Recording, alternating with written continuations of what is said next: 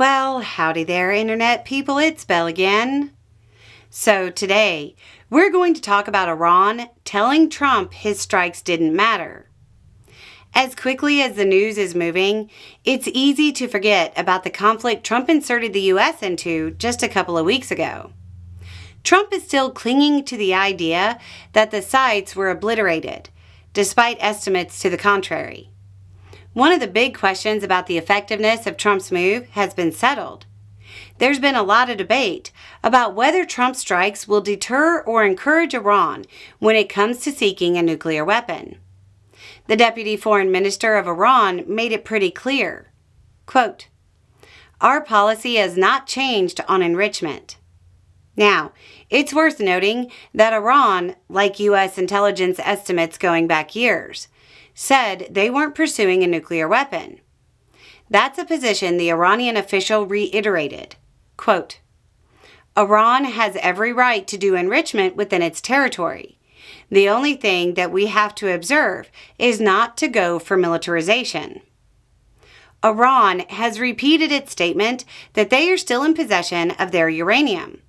It's also worth noting that Iran looks like they might stop cooperating with the International Atomic Energy Agency, which will obscure the nature and extent of their program.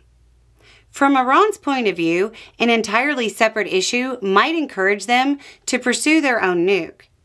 They found out countries don't have friends, they have interests. Their supposed allies didn't go to bat for them. For all the talk framing Iran, North Korea, China, and Russia as some kind of alliance, they certainly didn't act as one when Iran came under attack. Iran, who has been helping Russia with its own issues, is likely to take that much the way European powers are taking U.S. rhetoric about not necessarily coming to their defense. Europe now wants its own nuclear shield. Why wouldn't Iran? As somebody who looked at everything and said, I don't think they're actively pursuing a nuke, I think that attitude might change. If you were somebody who believed they were pursuing a weapon before the strikes, you have to believe they're pursuing one now. Now, that brings up the next question. Who's next? If Iran gets a nuke, do you think the Saudis will say, nah, I don't need one?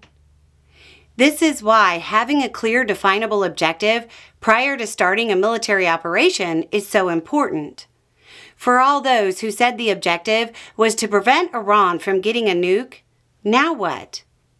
Even if you thought they were pursuing one before and refused to take any responsibility for any change in posture Iran might make, the objective wasn't completed. And now it won't be achieved, at least not militarily, without boots on the ground. This is why getting foreign policy moves from bad action movies isn't a good idea. Anyway, it's just a thought. Y'all have a good day.